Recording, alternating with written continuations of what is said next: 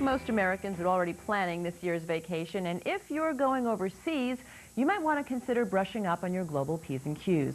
What's perfectly acceptable in our country, a hand gesture or a greeting, may be an insult elsewhere. Dean Foster wrote the Global Etiquette Guide to Europe. He is in New York this weekend, where he'll speak at the New York Times travel show. Dean, thanks for joining us. It's a pleasure to be here, Kelly. Well, why don't we start with a very popular Mediterranean destination, Greece. You had some interesting insight for our viewers concerning that country. Yeah, you know, sometimes what Americans might view as just a wave could be really insulting in some of the Eastern Mediterranean cultures. For example, you know, if you raise your hand up like this and try to wave at someone, well, that's a gesture in Greece that traditionally has been really quite aggressive. And also, if you want to call somebody over, what you want to do is you want to hold your hand parallel to the ground, and you just want to kind of do this kind of a motion. It looks like waving goodbye, but in fact, what you're doing is you're calling somebody over. Do you get cut any slack being an American, and Greece obviously a very popular tourist destination? Well, you know, I think Americans, like most people, they're admired, but they're considered a little bit naive sometimes when they travel abroad, and you want to show some respect for the way that people do things in other cultures, so that you can simply break out of the tourist bubble. I think a lot of people stay within a tourist bubble, and they really don't get the most out of their trip. But if you break out of that tourist bubble and understand how people really think and do things, then you can connect with the people, and your trip is so much richer. I think so too. Let's go to the Arab world. What do we need to know if traveling to that part of the world?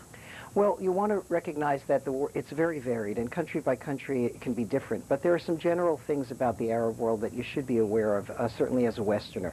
For one thing, you want to avoid using your left hand, because the left hand was really the hand that's considered unclean. And so always use your right hand, particularly if you're passing food or touching people or passing important documents.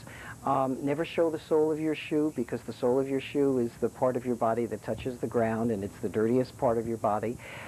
If you remember when the statue of Saddam came down, some of the Iraqis were actually hitting the statue with their shoe. It was really quite an insult to do that. And it was a sign of anger. Right. So you want to be careful about that. Right. And men and women... Go ahead. Men and women should also be careful about touching each other, because in some of the more devout countries, men and women in the Muslim world don't touch. All right. Spain, also some rules to be aware of there. Well, the interesting thing is when you compare Spain to, let's say, Hispanic South America, you know, if you're introduced to a woman, let's say, and you don't know her marital status, in Spain, typically, you want to refer to her as señora, but in Hispanic South America, you'd be better off referring to her as señorita. Of course, if she was obviously older, then you would refer to her as señora. And if you know her marital status, well, then you're set. Okay, Japan.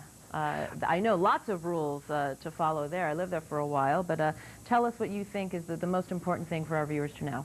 Well, you know, in Japan, if you're greeting someone, you always have to have a lot of business cards, certainly if you're there on business. But even if you're there just traveling casually, East Asian cultures are non-touching cultures, and you want to be sure not to greet someone with a firm handshake or a strong handshake, or just a soft handshake is good enough.